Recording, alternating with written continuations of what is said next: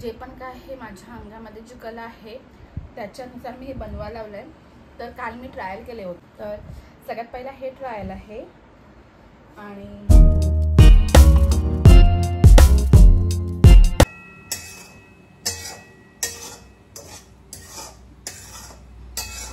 मला baby शॉवरसाठी special अशी मेहंदी काढायची होती. आणि जर तुम्ही माझा गुड न्यूजचा ब्लॉग बघितला असेल तर तुम्हाला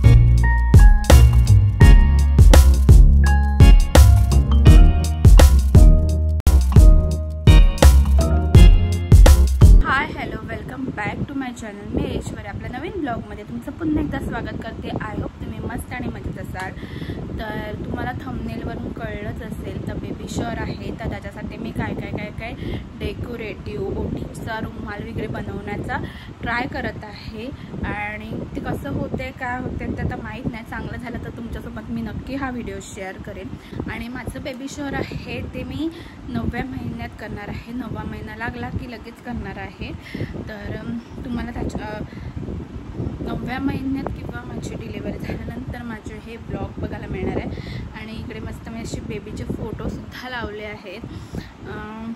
आहे काहीतरी तिचं, त्याच्यामुळे मी फुल प्रेग्नन्सी व्हिडिओ नाही शेअर केले सगळे काहीतरी रिझनमुळे. पण मी हे जे व्हिडिओ आहेत ते तुमच्यासोबत नक्की शेअर करेन. माझ्या प्रेग्नन्सीचा एक्सपिरियन्स, माझ्या कन्सिव्हचा एक्सपिरियन्स सगळे व्हिडिओ मी तुमच्यासोबत शेअर नक्की करेल. तर आता ना मी ओटीसाठी रुमाल बनवणार आहे. तर त्याच्यासाठी मी हे व्हाईट कलरचं फॅब्रिक घेऊन आली आहे. आय होप की खूप छान असा रुमाल झाला पाहिजे. त्याचबरोबर मी गेले होते तर तिथून मी कॉफीसाठी ग्रीन कलरचा तिला ड्रेस शिवायचा आहे. त्यासाठी ग्रीन कलरचा सुद्धा फॅब्रिक घेऊन आले. तर मी ग्रीन कलरची साडी घालणार आहे. तर मी सर्वांना ड्रेस कोड दिला आहे ग्रीन कलरचा. तर ते बेबी शॉवरला ग्रीन कलरचे सगळे कपडे म्हणजे काय पण जे वेअर करतील ते ग्रीन कलरचंच वेअर करतील. ओटीचा जो रुमाल बनवणार आहे तर तो मी कसा बनवते तर मी त्याचे छोटे छोटे क्लिप्स तुमच्यासोबत नक्की शेअर करेन. बघूया. आय होप की चांगला झाला पाहिजे. आणि मला आणि माझ्या बेबीला खूप सारे ब्लेसिंग नक्की द्या. ओटीचा रुमाल बनवायला लावला आहे. त्यासाठी मी इकडे सगळं ह्याच्यावर ड्रॉ करून घेतलं आहे. आणि मी तुम्हाला दाखवेल कंप्लीट झाल्यानंतर मी कुठे काय लिहिलं आहे आणि कसं केलं आहे ते. तर झाल्यावर वगैरे दाखवते आणि करताना थोडं क्लिप्स तुमच्यासोबत शेअर करते. मला असं डेकोरेटिव्ह काय करायला खूप आवडतं. काही प्रोफेशनल आर्टिस्टसुद्धा नाही किंवा मी याचा कोर्स केला आहे असं काहीच नाही आहे. मला ड्रॉइंगसुद्धा म्हणजे एवढं परफेक्ट येते असं काही नाही आहे. जे पण काय आहे माझ्या अंगामध्ये जी कला आहे त्याच्यानुसार मी हे बनवायला लावलं आहे. तर काल मी ट्रायल केले होते. तर सगळ्यात पहिला हे ट्रायल आहे आणि त्याच्यानंतर मग हे ट्रायल आहे. आय होप मी चांगलं केलं असेल. आणि आता हे करते.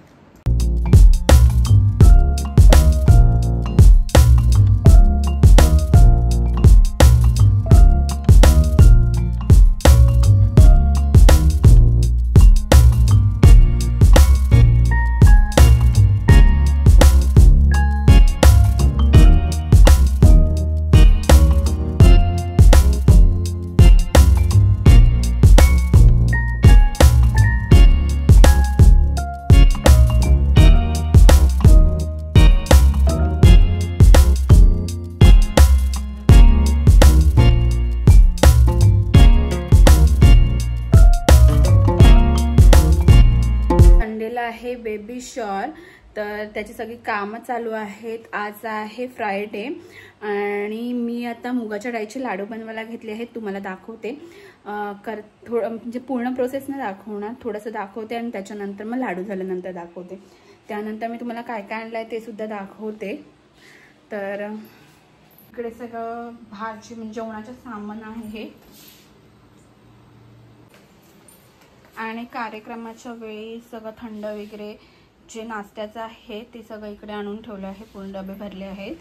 या डब्यामध्ये आहे ते रुखवतासाठीचं सगळं सामान आणून ठेवलं आहे. आणि रुखवतामध्येच बनवून ठेवण्यासाठी लाडू बनवायला लावले। तर इकडे मुगाच्या डाळीचे लाडू बनवते मी। मम्मीने चण्याच्या डाळीचे लाडू, त्याच्यानंतर पुरणपोळी आणि करंज्या बनवल्या आहेत आणि उद्या मी आणि आई गुलाबजाम बनवणार आहेत। तर असं सगळं चाललेलं आहे। बघू, माझी मामाई आहे म्हणजे आमची मम्मी आहे, तिला मी नारळी पाक आणि चुरमे लाडू बनवायला सांगितले, तर ती बनवणार आहे। असं काय काय काय काय चाललं आहे। आता बघूया ह्याच्यामध्ये अजून काय काय ॲड होते ते। तर मी तुम्हाला पीठ दाखवते, जे मी चण्याच्या डाळीचं पीठ, चण्याच्या डाळ आहे ती घरीच भाजली आणि त्याचं पीठ आहे ते मिक्सरलाच बारीक केलं आहे आणि खूप छान असं झालं आहे। आता ते मी भाजायला घेते। मुगाच्या डाळीचं पीठ आहे, थोडंसं असं रवाळच ठेवलं आहे। रवाळ ठेवलं की आपलं पीठ आहे, रवाळ जर ठेवलं तर लाडू मस्त होतात, लाडू टाळायला चिटकत नाही। तर आता त्याची सगळी प्रोसेस करायला सुरुवात करते।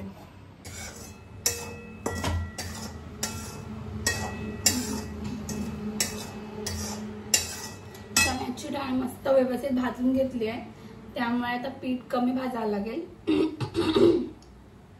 आणि हे लाडू मी दुसरं कोणाला पण बनवायला सांगू शकत होती, कोणी पण मला बनवून दिले असते, पण मला एक तरी पदार्थ माझ्या हाताने बनवायचा आहे, म्हणून हे मुगाच्या डाळीचे लाडू। आणि माझ्या हातचे मुगाच्या डाळीचे लाडू मला जास्त आवडतात, सो मला एक तरी पदार्थ बनवायचा होता म्हणून मी हे घेतलंय।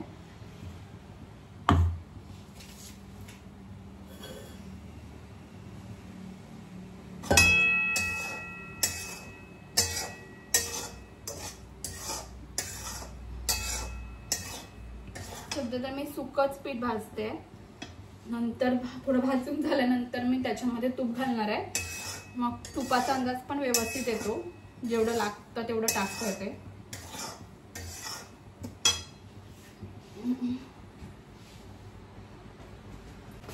आणि त्याच्यात मेन इन्ग्रेडियंट असतो तो म्हणजे रवा। जर आपण 1 किलो मुगाच्या डाळीचे किंवा चण्याच्या डाळीचे जर लाडू बनवत असू तर आपल्याला 100 ग्रॅम रवा घालायचा आहे, त्याच्याने लाडू खूप छान होतात। इकडे आपल्या मुगाच्या लाडवाच्या डाळीचं पीठ वगैरे सगळं भाजून झालंय, सगळं भाजणी झाली आहे। आता त्याचे लाडू वळायचे।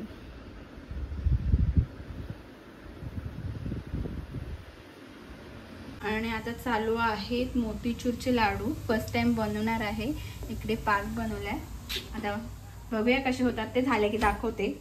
लाडू केल्यानंतर मग आम्ही संध्याकाळी मेहंदी काढायला घेतली। माझी मेहंदी काढण्यासाठी श्रुती आणि अक्षता आली होती। मला बेबी शॉवरसाठी स्पेशल अशी मेहंदी काढायची होती।